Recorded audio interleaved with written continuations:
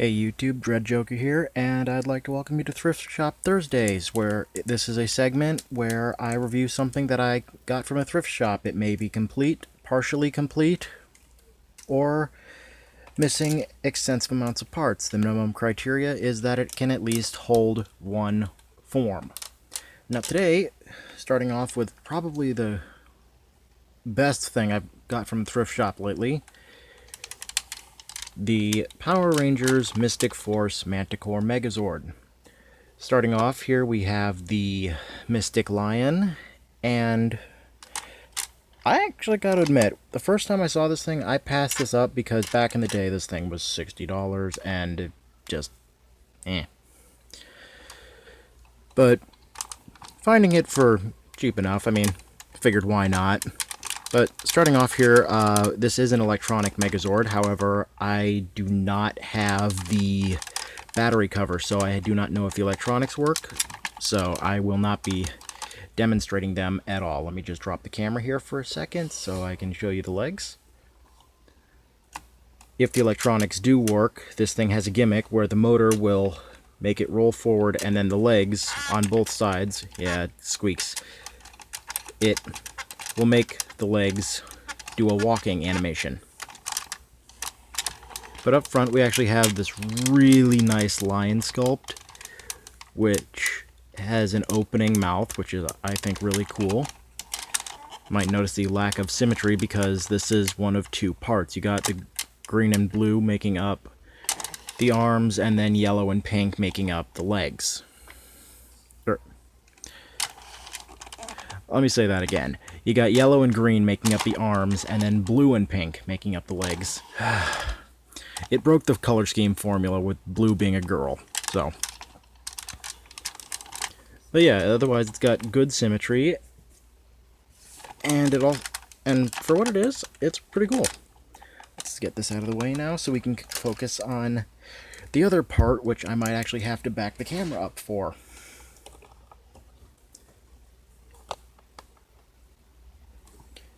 The Mystic Firebird, which has a wingspan approximately the size of my entire display.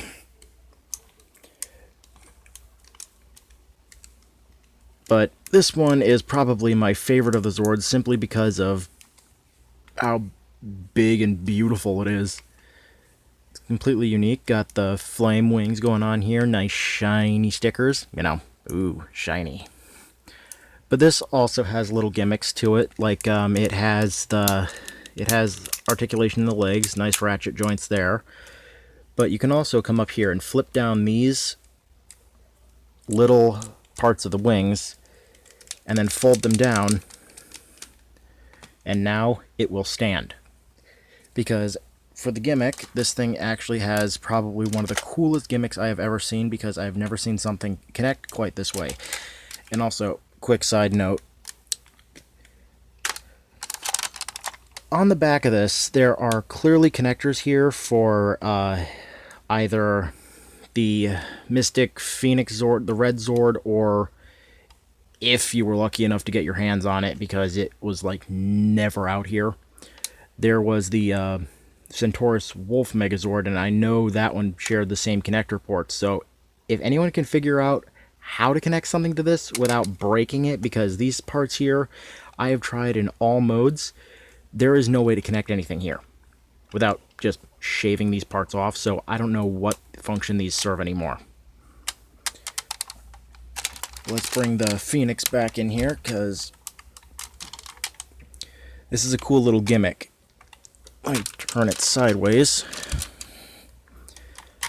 As this rolls along, you may see these little gray spots back here. These are actually magnets, which is really, really rare because that's never been done before. So as these two roll along, it would slide through and then connect in, and then naturally this whole thing would stand up.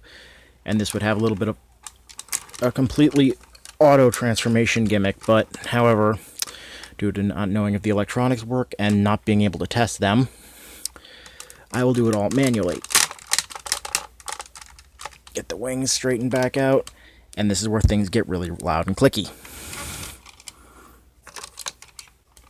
Come to the front,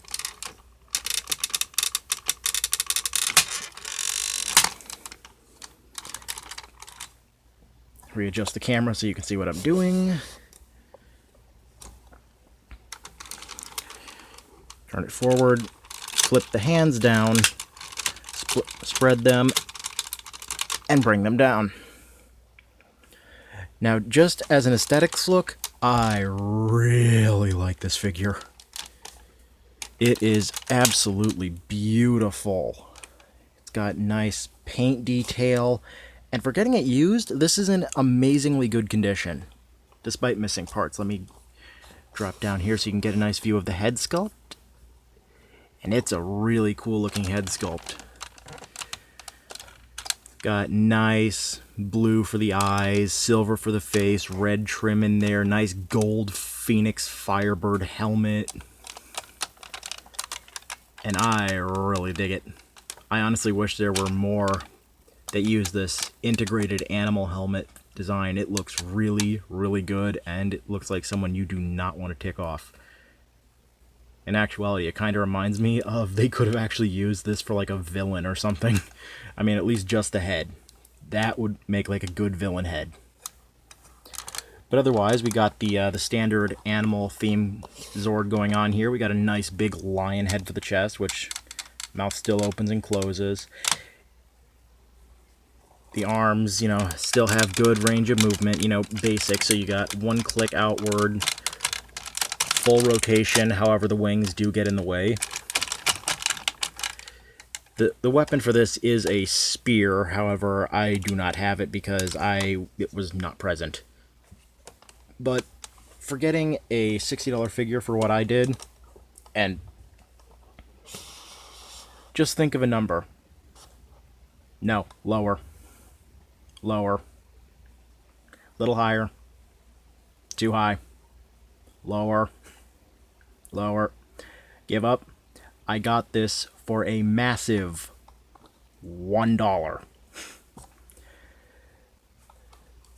So for $1, and despite missing parts, I don't care because I don't display my figures facing a wall, and I really don't display them standing on their heads, so I mean, for a buck, I have done worse things with $1. I really have. And then some of the other molded detailing here. Let me zoom in on the side. Got the nice crest here for Mystic Force and everything. It's really nicely molded. I can say nothing about it. Nothing negative about it other than I wish it was maybe just a little better exposed. Like just maybe a black wash or something that would really make it pop.